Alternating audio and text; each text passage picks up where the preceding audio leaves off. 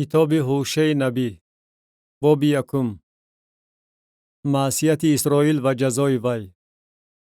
کلام خداوند که در ایام اوزیا، یوتام، آحاز و حزقیا پادشاهان یهودا و در ایام یاربعام ابن یوآش پادشاه اسرائیل بر هوشع ابن بعیری نازل شد. نکاح رمزی، تولد یافتن اسرائیل.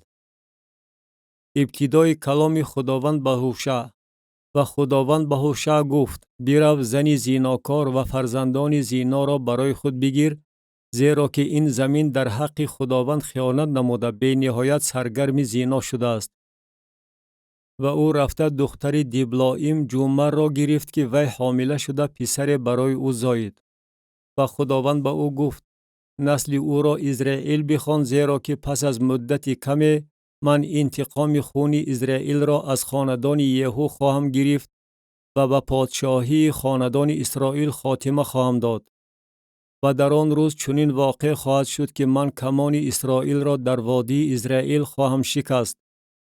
و باز وی حامله شده دختر زاید و خداوند گفت: نام او را لو روحامه بخوان، زیرا که من بر خاندان اسرائیل دیگر مرحمت نخواهم کرد و آنها را نخواهم آمرزید، ولیکن بر خاندان یهودا مرحمت خواهم کرد و آنها را با قدرت خداوند خدای آنها نجات خواهم داد و آنها را با واسطه کمان و شمشیر و کارزار و اسپان و سواران نجات نخواهم داد.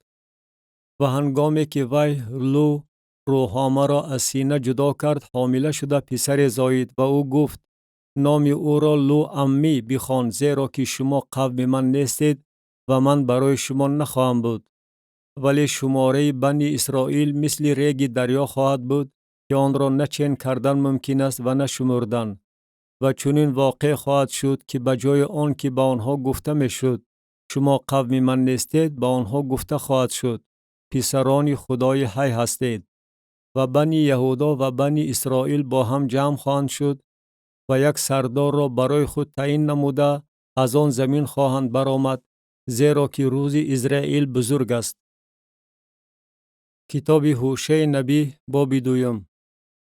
تجدید آینده اسرائیل و برکت یافتن وی. اسرائیل برای زیناکاری‌های خود جزا یافت.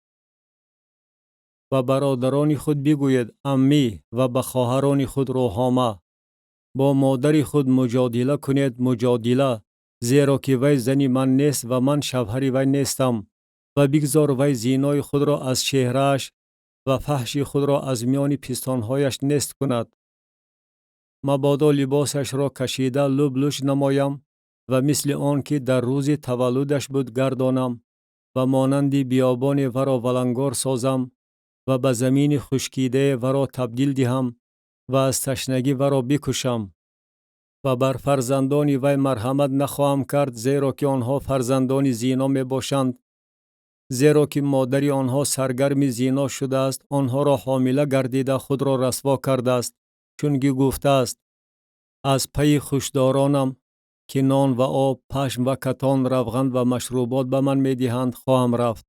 بنابراین من راه تو را با خارها خواهم بست و تواره پیش وی برپا خواهم کرد و جاده های خود را وی نخواهد یافت و هرچند وی از پی هوشداران خود افتد و آنها نخواهد رسید و هرچند آنها را جستجو نماید نخواهد یافت و خواهد گفت: رفتن نزد شوهر یکم خود برمی گردم، زیرا که در آن وقت نظر به حاضره برای من بهتر بود.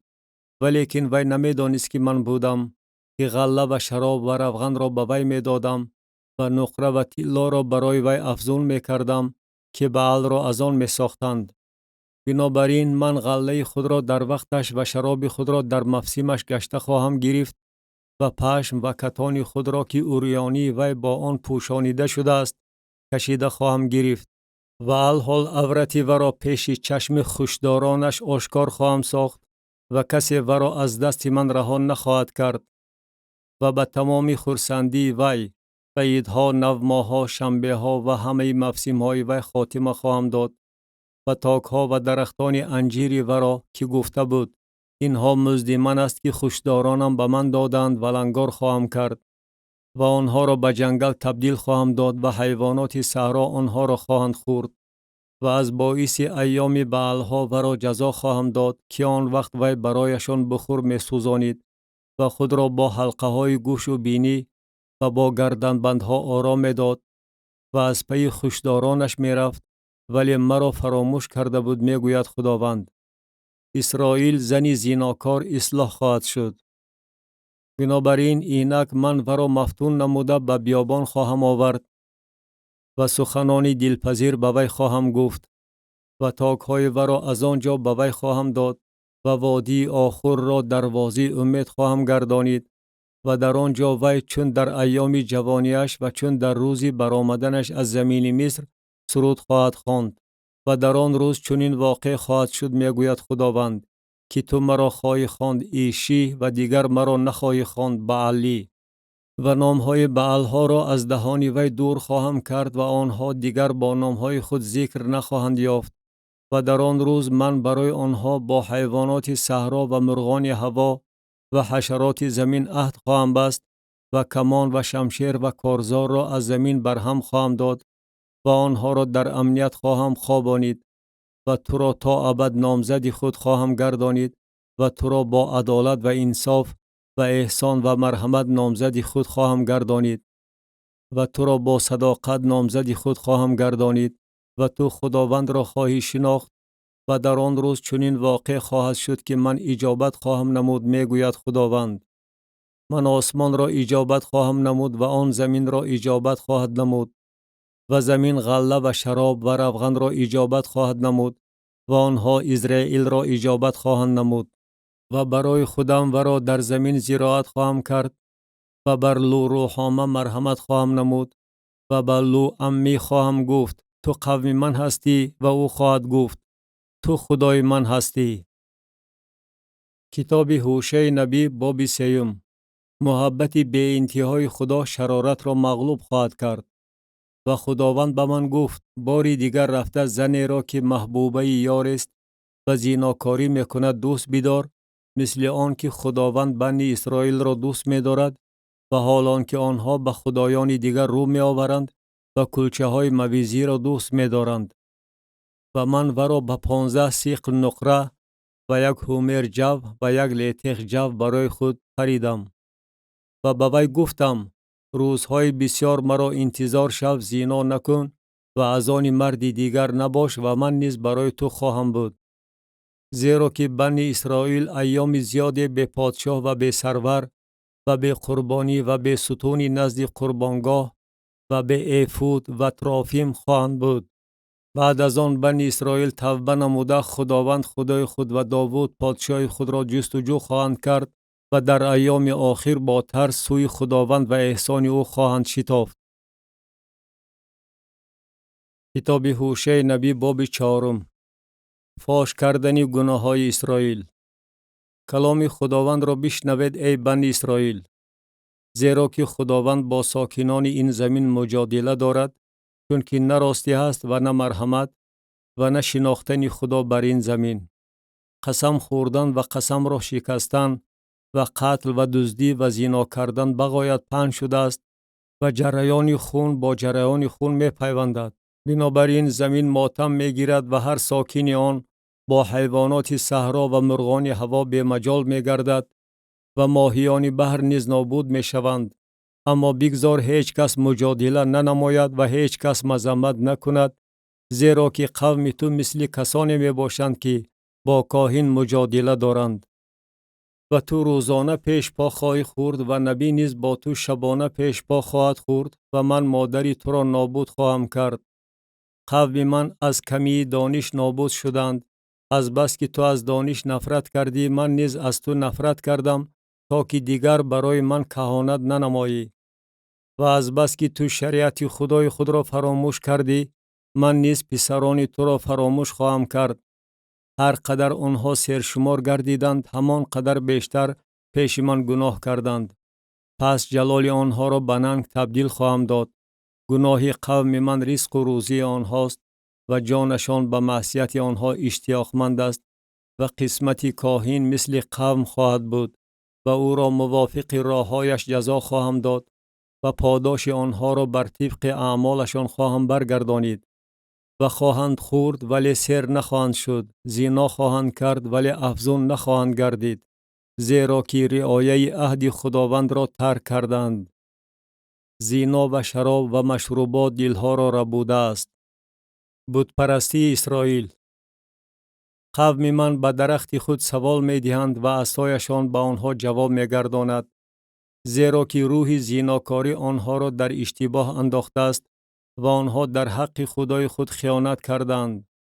بر قله های کوه ها آنها قربانی می کنند و بر تلها زیر درختان بلود و سفیدار و پیسته که سایه خوب دارد بخور می سوزانند. بنابراین دختران شما زنا می کنند و کلین های شما سرگرم فحش می شوند. من دختران شما را که زنا می کنند و کلین های شما را که سرگرم فحش می شوند جزا نخواهم داد، زیرا که خود مردهای آنها با فاحشه ها خلوت می گزینند و با زیناکاران قربانی می کنند و قوم نافهم گمراه می شوند. اگر تو ای اسرائیل زنا می کنی، بگذار یهودا گناهکار نشود و شما به جلجال نروید و به بیت آوین نبرایید و به حیات خداوند قسم یاد نکنید، زیرا که اسرائیل مثل گاو سرکش قیام نموده است.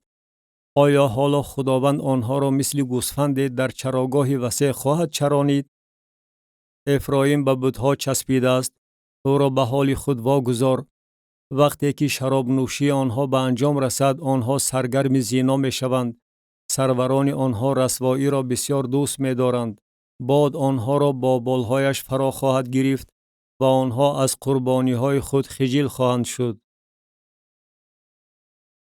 کتاب هوشع نبی باب 5. خداوند تهدید می نماید که غضب خود را به هر دو مملکت فرو ریزد. این را بشنوید ای کاهنان و دقت دهید ای خاندان اسرائیل و گوش اندازید ای خاندان پادشاه، زیرا که داوری بر شماست، چون که شما دام برای مصفا بودید و توری که بر تابور پهن کرده شده بود و گمراهان چاه را چقور کندند، ولی من همه‌شان را جزا خواهم داد. من افرایم را می شناسم و اسرائیل از من نهان نیست، زیرا که حالا تو ای افرایم سرگرم زنا شده ای و اسرائیل پلید گردیده است. کردارهاشان نمی گذارد که آنها سوی خدای خود رجوع نمایند، زیرا که روح زناکاری اندرون آنهاست و آنها خداوند را نمی شناسند. و افتخار اسرائیل پیش نظر او سرپس شده است و اسرائیل و افرایم در گناه خود پیش پا می خورند. یهودا نیز با آنها پیش پا خواهند خورد. با گوسفندان و گاوان خود به جستجوی خداوند خواهند آمد، ولی او را نخواهند یافت. او از آنها دور شده است. آنها در حق خداوند خیانت کردند، چون که فرزندان بیگانه به دنیا آوردند. الحال آنها را با مال و ملکشان در ظرف 1 ماه فرو خواهد برد. در جبعه شاخ نوازید، در راما کرنی، در بیت آوین بانگ زنید، در عقیب توست ای بنیامین. افرایم در روز جزا ولنگار خواهد شد. در میان سبطهای اسرائیل من به طور یقین اعلان نمودم. سروران اسرائیل مانند دور کنندگان حدود می باشند. غضب خود را بر آنها مثل آب فرو خواهم ریخت. افرایم مظلوم گردیده در داوری شکست خورده است، زیرا خواست که امر بیهوده را پیروی نماید. و من مثل کویه برای افرایم و مثل فساد برای خاندان یهودا شدم. و افرایم بیماری خود را و یهودا جراحت خود را دید. و افرایم نزد اشور رفت و نزد پادشاه یاریب کس فرستاد، ولی وی نمی تواند شما را شفا دهد و جراحت شما را معالجه نماید. زیرا که من مثل شیر برای افرایم و مثل شیر بچه برای خاندان یهودا خواهم بود. من می درم و می روم، برداشته می برم و خلاص کننده نخواهد بود. من رفته به مکان خود بر می گردم تا دمی که آنها به گناه خود اقرار شوند و طالب روی من گردند. در تنگی خود آنها با زودی به من رو خواهند آورد. کتاب هوشع نبی باب 6. غضب خدا به توبه کردن وادار می نماید. بیایید سوی خداوند رجوع نماییم، زیرا که او دریده است و ما را شفا خواهد بخشید. او ضربه زده است و ما را جراحت بندی خواهد کرد. بعد از 2 روز ما را زنده خواهد کرد. در روز سیوم ما را به پا خواهد برخیزانید و ما در حضور او زندگی خواهیم کرد و خداوند را خواهیم شناخت و برای شناختن او جد و جهد خواهیم کرد. ظهور او مثل شفق صبح است و او نزد ما مثل باران آخری بهار که زمین را سیراب می کند خواهد آمد. با تو چی کنم ای افرایم؟ با تو چی کنم ای یهودا؟ تقوای شما آخر مثل ابر صبح و مثل شبنم است که با زودی غایب می شود.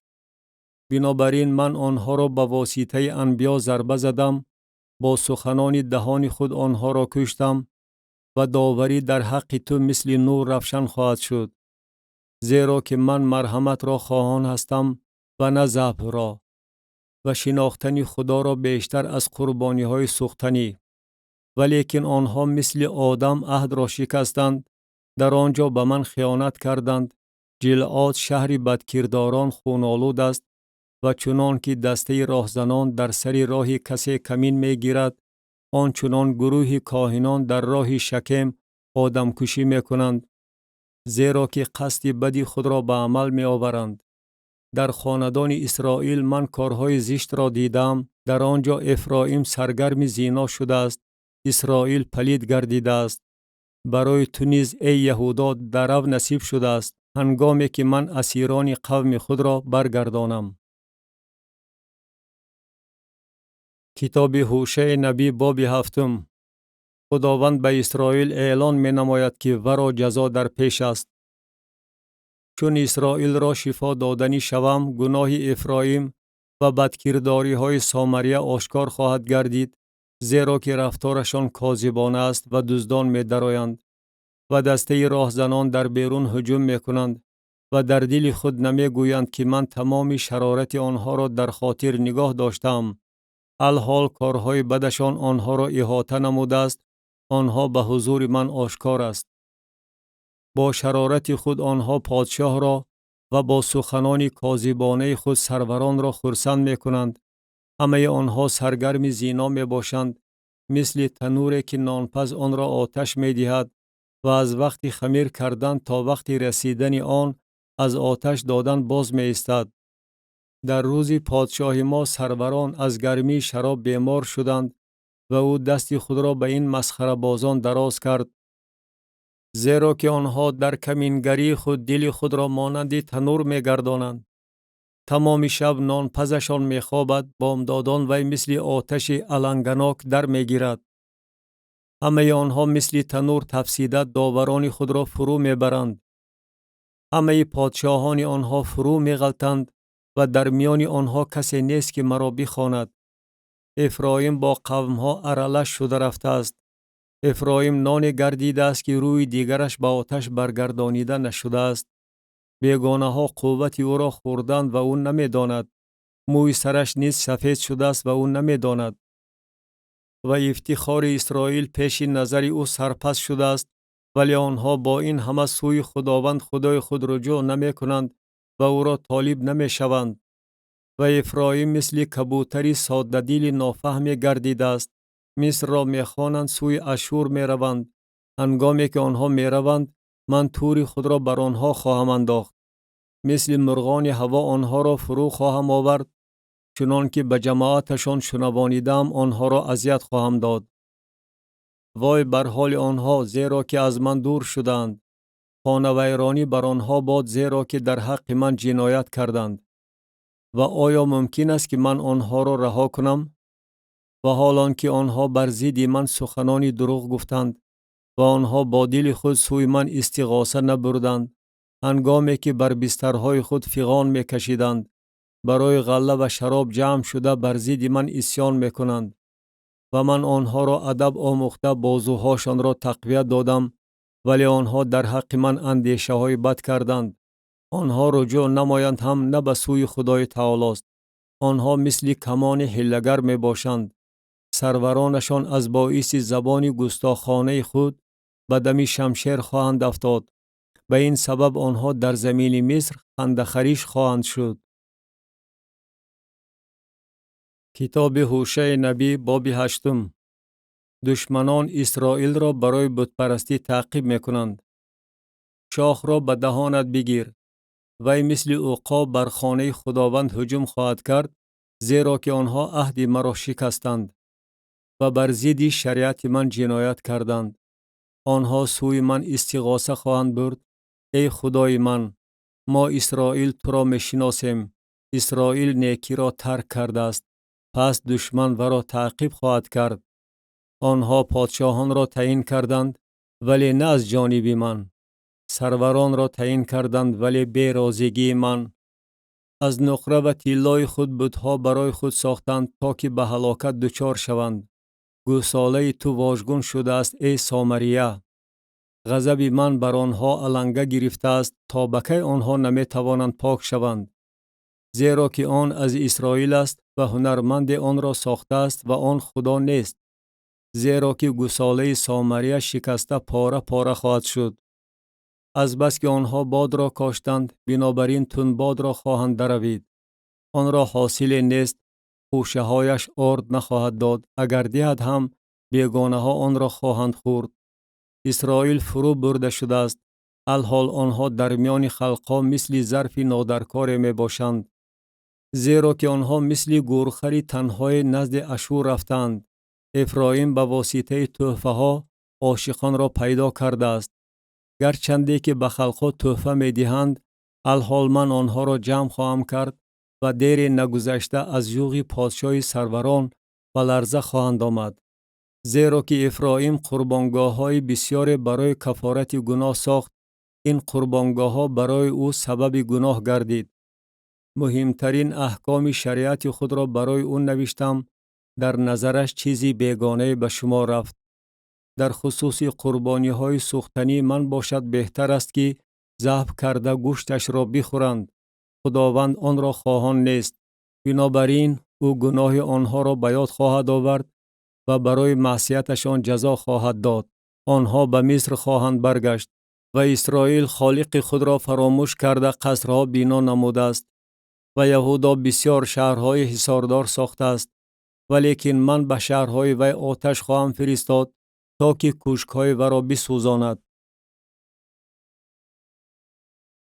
کتاب هوشع نبی باب 9. شادی ها تمام شده است وقتی پاداش فرا رسیده است. ای اسرائیل، مثل قوم ها تا به درجه وجد شادی نکن، زیرا که تو زنا نموده از خدای خود دور شدی. بالای هر خرمن مزد زنا را دوست داشتی. خرمن و چرخوشت آنها را غذا نخواهد داد و شرابی که در آن هست دلخوش نخواهد کرد. در زمین خداوند ساکن نخواهند شد. افرایم به مصر خواهد برگشت و در اشور آنها خوراک پلید خواهند خورد. برای خداوند شراب نخواهند ریخت و قربانی هاشان پسندیده او نخواهد بود، بلکه برای خودشان مثل نان ماتمداران خواهد بود. هر کی از آنها بخورد پلید خواهد شد، زیرا که نان آنها برای شکم سیری خودشان می باشد. به خانه خداوند آن داخل نخواهد شد. پس شما در روز مفسیم و در روز عید خداوند چی خواهید کرد؟ زیرا که اینک آنها به سبب خانه ویرانی رفتند. مصر آنها را جمع خواهد آورد، موف آنها را قبر خواهد کرد، گنجینه های نقره آنها را گزنه پخش خواهد کرد، در خیمه های آنها موشخوار خواهد روید. ایام جزا نزدیک می آید، ایام پاداش فرا می رسد. اسرائیل خواهند دانست که آیا نبی بی عقل بود و آیا صاحب روح دیوانه بود به سبب گناه بسیار و عداوت بزرگ تو. دیدبان افرایم از جانب خدای من نبی بود که در سری همه راههایش دام صیاد نهاده شد و عداوت در خانه خدای او حکم فرماست. آنها مثل ایام جبعه و عمق بدکرداری رسیدند.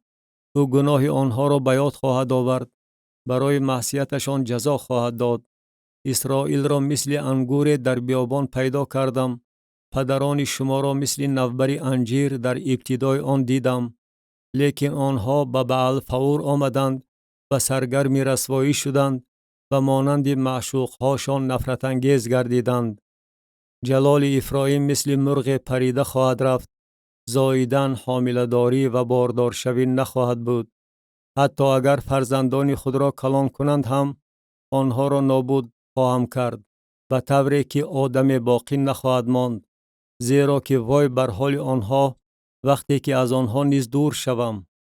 افرایم وقتی که دیدم مثل سور در مفزع زیبای جایگیر شده است، ولی افرایم پسرانش را برای قاتل بیرون خواهد آورد.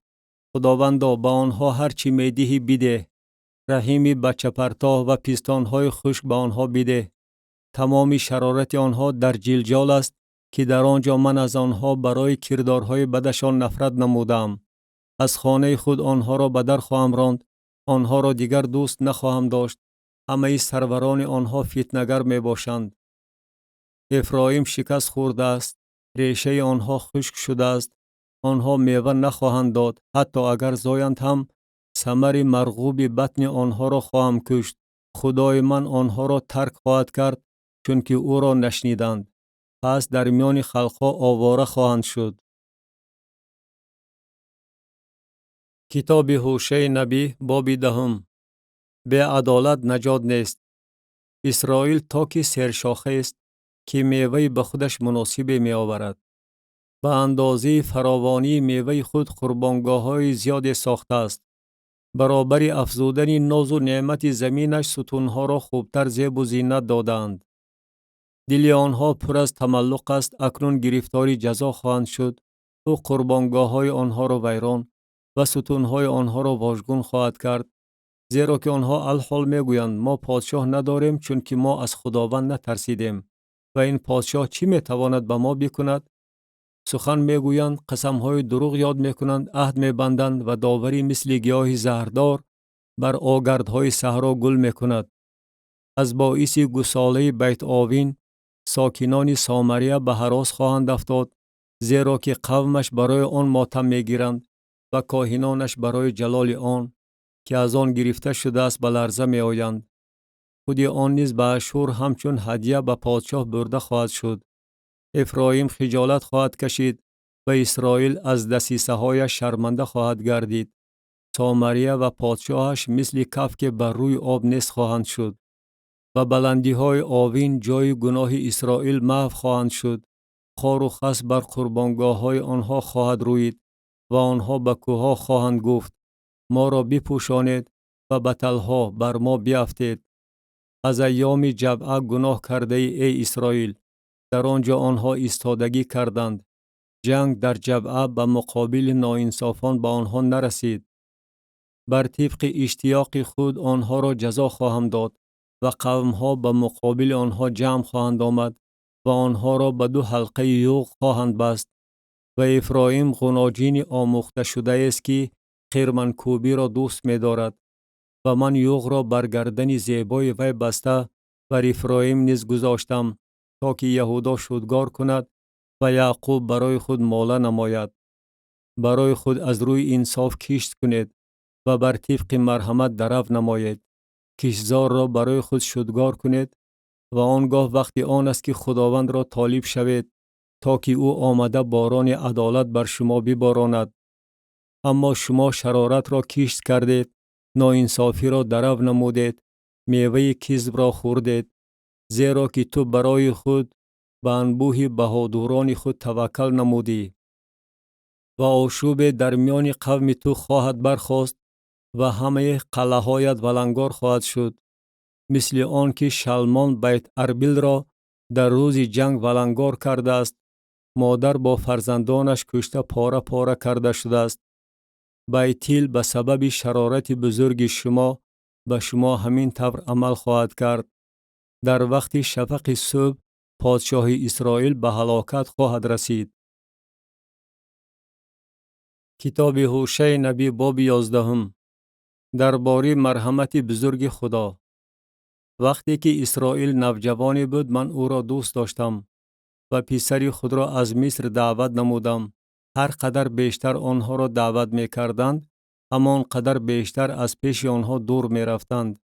برای بعلها قربانی می کردند و برای صنمها بخور می سوزانیدند. و حالان که من افرایم را به پا خیزانیده به راهروی عادت کناندم، بر بازوهایم او را برداشتم، ولی آنها ندانستند که من آنها را شفا دادم.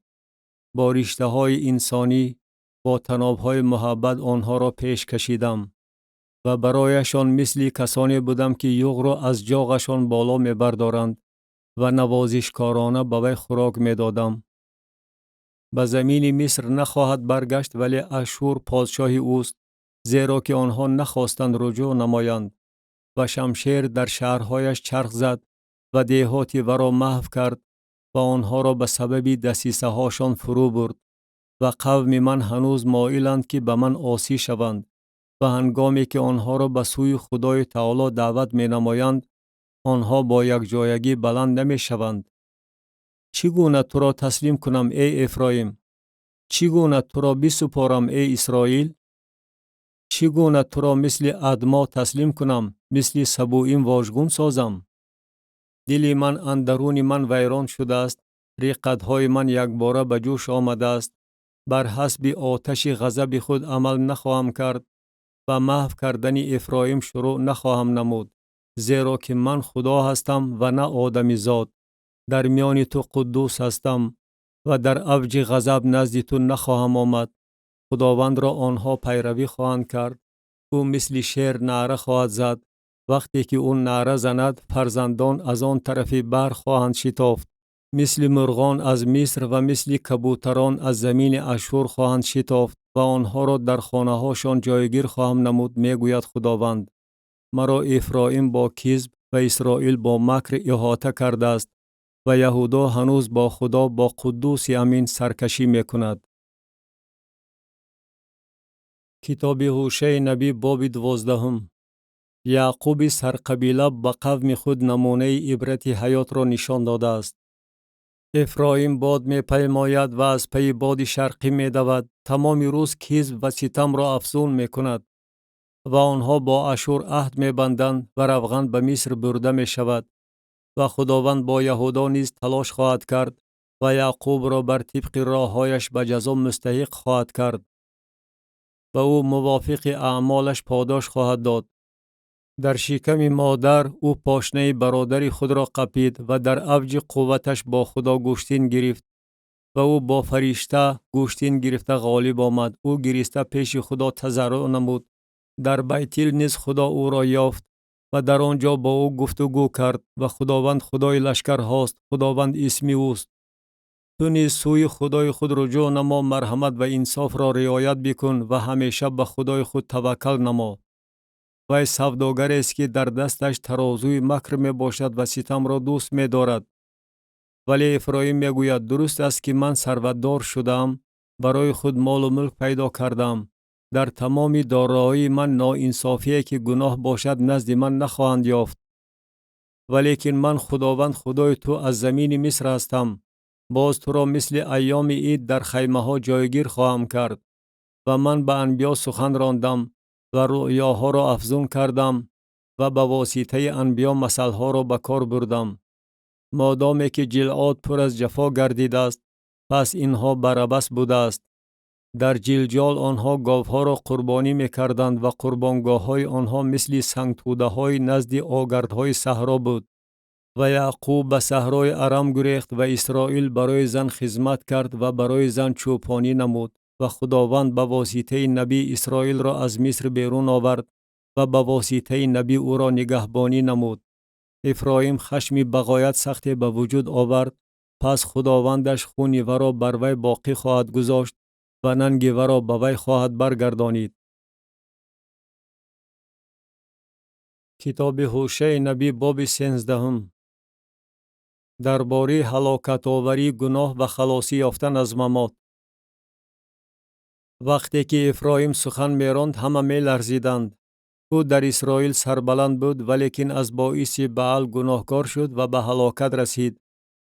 و الحال آنها گناههای خود را افزون می کنند و از نقره خود برای خود بتها و صنمها را موافق فهمش خود ساختند که همش عملی صنعتکاران است.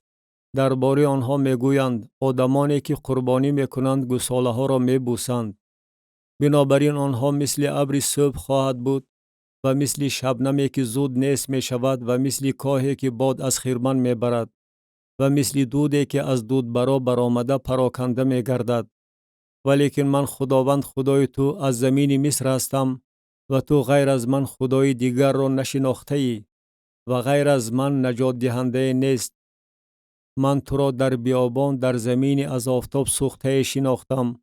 آنها به خوبی چریده سیر شدند و چون سیر شدند دلشان مغرور گردید و به این سبب مرا فراموش کردند. پس من برایشان مثل شیر خواهم بود، مثل پلنگ در سری راهشان کمین خواهم گرفت، مثل خرسی که از بچه هایش محروم شده باشد. با آنها حمله خواهم کرد و صندوق سینه آنها را خواهم درید و مثل شیر آنها را در آنجا خواهم خورد. حیوانات صحرا آنها را خواهند درید. خود را به هلاکت رسانده ای اسرائیل، زیرا که تکیهگاه تو فقط در من است. پس کجاست پادشاه تو تا که تو را در تمام شهرهایت نجات دهد و داوران تو که درباره آنها گفته بودی پادشاه و سروران به من بیده؟ در خشم خود پادشاه به تو دادم و در غضب خود او را گرفتم. گناه افرایم گره بسته شده است، معصیت او محفوظ مانده است. عذاب زنی که میزاید به سر او خواهد آمد. او پسری باخیرت نیست، وگرنه در وقت تولد طفلان بسیار درنگ نمی کرد. آیا من آنها را از دوزخ رها خواهم کرد و آنها را از مرگ خلاصی خواهم داد؟ و باهایت کجاست ای مرگ؟ تا اونهایت کجاست ای دوزخ؟ پشیمانی از چشمان من نهان شده است. اگرچه او در میان نیزار میوه میداد، باد شرقی خواهد وزید، یعنی باد خداوند از بیابان بلند خواهد شد و منبع او خواهد خشکید و سرچشمه او ولنگار خواهد گردید. وی گنجینه تمام اسباب گرانبها را تاراج خواهد کرد. کتاب هوشع نبی باب 14. به خدا رجوع کردن اسرائیل و در آینده به بزرگی رسیدن وی. سامریه محکوم خواهد شد، زیرا که به مقابل خدای خود قیام کرده است.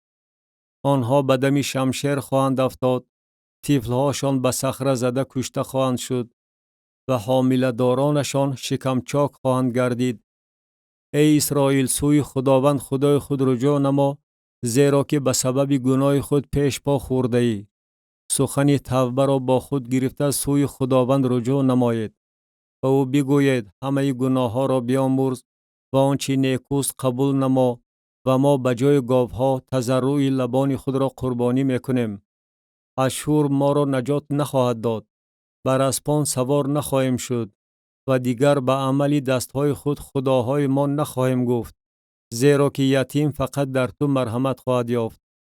مرتدی آنها را شفا خواهم داد، از روی مرحمت آنها را دوست خواهم داشت، زیرا که غضب من از آنها دور شده است.